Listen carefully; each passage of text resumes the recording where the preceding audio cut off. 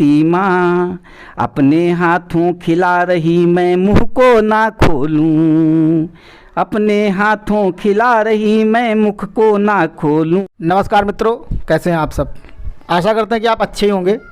तो जैसा कि हमारे चैनल का नाम है यूपी की शान, तो आज हम एक नए यूपी के गुदड़ी के लाल से मिले हुए हैं, जिनको आप अंडररेटेड कवि भी कह सकते हैं। क्योंकि आपको पता है, हम ऐसे कवियों से मुलाकात करते हैं जिन्हें शायद कभी मंच नहीं मिल पाता और उनके अंदर बहुत टैलेंट होता है, या फिर शायद वो मंच पे जाना नहीं चाहते, या कोई मजबूरी रही हो, या फिर शायद कोई ऐसी परिस्थितियाँ रही हों कि वो मंच पे नहीं जा पाए, और उनके अंदर टैलेंट इतना भी ज़्यादा भरा हुआ है कूट कूट कर कि शायद बड़े बड़े कवियों के अंदर उतना टैलेंट नहीं भरा होगा। बड़े बड़े कवि आप देखते हैं जो कि कविताएं कॉपी कर लेते हैं, तो हम ऐसे कवियों से मिलते हैं जो किसी की कविताएं कॉपी नहीं करते हैं, जबकि खुद अपनी लिखी हुई कविताएं उनका शौक़ होता है। हम ऐसे कवियों से भी मिलते हैं जिनका शौक़ होता है कविताएं कहना। तो आज हम ऐसे कवि के सामने बैठे हुए हैं जिनका शौक़ है कविता लिखना। मंच पर नहीं जाते हैं, हालांकि उन्हें मौका मिलता है तो मंच पर 2-4 पंक्तियाँ शौक़ में हो जाती हैं। तो आज हम जिनके सामने बैठे हैं उनका नाम है सुशील कुमार मिश्रा, जो कि बाराबंकी के रहने वाले हैं। तो आइए उनसे ही उनके मुखार बिंदु से उनका संक्षिप्त परिचय सुनते हैं। तो अपने बारे में बताइए। हम कक्षा 6 में जब पढ़ते थे तो हमको जो है एक उत्प्रेरणा मिली कविता लिखने की। तो उस समय मैंने एक का अपने ऊपर परिचय, जीवन परिचय के बारे में लिखा था कि उत्तर प्रदेश देश भारत है जिला मेरा, बाराबंकी मधवापुर गोत्र कत्यान का, जाति का मैं ब्राह्मण हूँ, उम्र का हूँ 16 वर्ष, कुल का मैं मिश्र हूँ सुशील कुमार नाम का, 3 भाई रखता हूँ शेष 1 भगिनी साथ, पिता मेरे मास्टर में छात्र कक्षा 6 का, माता साध्वी से पूर्ण, पिता श्री लखनलाल, घर का मैं प्यारा हूँ और हूँ मैं हिंदू जाति का।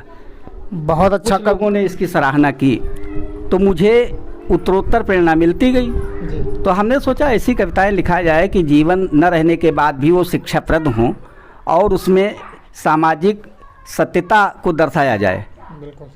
तो इन्हीं चीज़ों को सोच करके ये हमने नहीं माना कि हम मंच पर ही जाएं, मंचस्थ बने तभी हमारा नाम हो।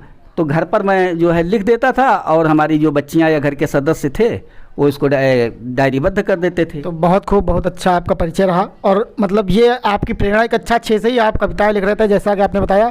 तो मिश्रा जी, आप कोई सरस्वती वंदना से या फिर कोई अपनी कविता जो आपने लिखी हो, हाँ, उससे आप शुरुआत करिए।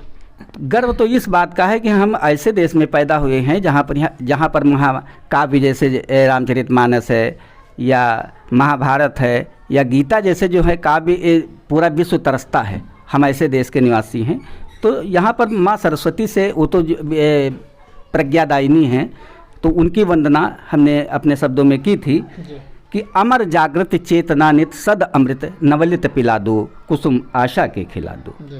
अमर जागृत चेतना नित सद अमृत नवलित पिला दो, कुसुम आशा के खिला दो। विकल हूँ पथ चयन हित में सूझ दे बूझूँ स्वयं ही, मुख्य पगडंडी मिले बर्ताव को अनुपम गहूँ ही, सकल बंधु में विहसना शुचि व्रत मानव सनी हो, आपसी सद्भाव सारे बीच में फूली कनी हो, असर सर वह सरासर जो बेधता यव को मिला दो, कुसुम आशा के खिला दो, कुसुम आशा के खिला दो। तो इस तरह से छोटी छोटी कविताएं हमने जो है लिखा। जैसे मान लीजिए बात के ऊपर हमने लिखा कि बात नहीं कोई अच्छी है बुरी नहीं भी होती, भावों के गोतों में उसको रूप दिया जाता है। एक बार हमारे चचेरे भाई जो अच्छी कविता लिखते हैं, राम कुमार मिश्र जी कुमार के नाम से, उन्होंने एक समस्या पूर्ति हमारे पास भेजी और कहा इन पंक्तियों को आप समाहित कीजिए अपने हिसाब से कि कंत बसंत में आये हो ना तो बसंत गए बस अंत ही जानो, और श्रृंगार की होनी चाहिए। तो हमने ये भाव दिया कि यमुना तटडार कदम्ब लचे उचकी करडार कदम्ब न आने हो, और धाय गिरी हैं नितंब खुले सरकी कछनी तो सिवार दिखाने हो। तो तान का छोड़े उतान लखो, दुय फूल की सेन कलियों मुस्काने हो, और ना ही सुशील हिराई बसंत तो कंत बसंत का अंत ही जाने हो। बहुत खूब, बहुत खूब। तो मतलब हम ये समझ में आया कि आपकी संस्कृत जो है बहुत अच्छी, आप संस्कृत के विद्यार्थी रहे हैं। देखिए, साहित्यानुरागी तो होना ही चाहिए। अगर आदमी उपसर्ग और प्रत्यय इनका ज्ञान प्राप्त कर ले, धातुओं के बारे में ज्ञान प्राप्त कर ले और उसका मनन करता रहे, चिंतन करता रहे, तो नए नए शब्दों का उसको जो है एक प्रकाश उसके हृदय में प्रकाशित करता रहता है। तो ऐसा तो होना चाहिए। जैसे आपको मैं अन्य कविताएं अपनी रची हुई सुना रहा हूँ। देखिए, एक कविता हमारी है अभिलाषा। तो अभिलाषा श्रृंगारिक संपुटों को लेकर के और मनोद्गार इसमें हैं। तो मन करता है आज मधुप वन फूलों को चूमूं, या बहार की अठखेली में बाग बाग घूमूं।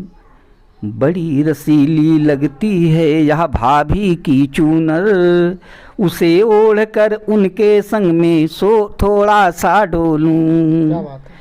मन करता है आज मधुप वन फूलों को चूमूं, या बहार की अठखेली में बाग बाग घूमूं।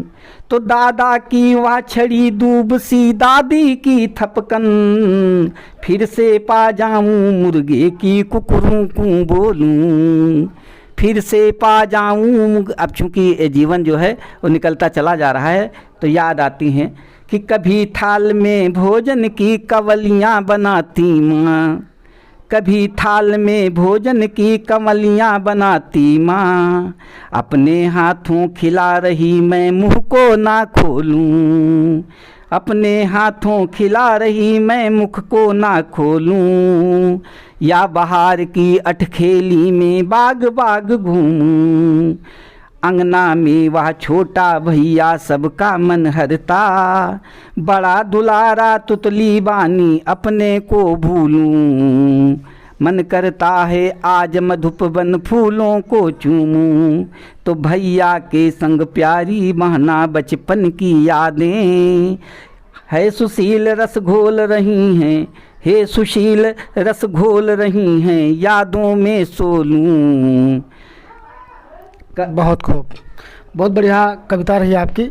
तो आप देख रहे हैं जैसा कि हम मिश्रा जी के साथ में बैठे हुए हैं, बहुत बढ़िया कवि हैं जो कि हमारे चाचा भी हैं। मेरा नाम गौरव मिश्रा है। तो ऐसे ऐसे कवियों से हम आपको मिलाते रहेंगे टाइम टू टाइम।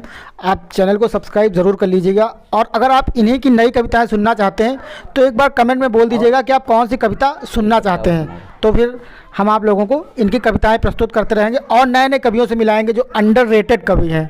अंडररेटेड मतलब क्या कि जो टैलेंटेड हैं, टैलेंट उनमें भरा हुआ है, लेकिन उनको टाइम नहीं मिल पाता, मौका नहीं मिल पाता। तो हम क्या काम करते हैं, ऐसे कवियों को हम आपके बीच पहुंचाते हैं, आपका प्यार देते हैं, आपका दुलार देते हैं। अगर किसी की कविताएं आपको पसंद आ रही हैं तो प्लीज़ आप कमेंट करके हमें ज़रूर बताइएगा कि आपको कविता कैसी लगी, और आगे कविता और सुनाते हैं आपको। और एक याचना मैंने शक्तिदायिनी माँ दुर्गे से की थी, उसको सुना रहे हैं कि चलें आज हम भी डगर मिल गई है, चलें आज हम भी डगर मिल गई है।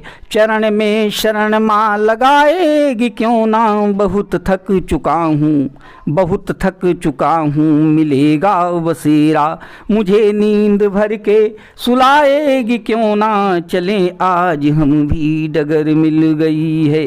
तो समय के झकोरे हैं चलने न देते, न वैषम्यताएं गले से लगाएं।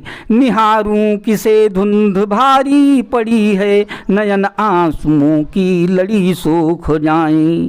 प्रगति मिल रही वो बुलाती हमें है, भंवर बीच नैया बढ़ाएगी क्यों ना।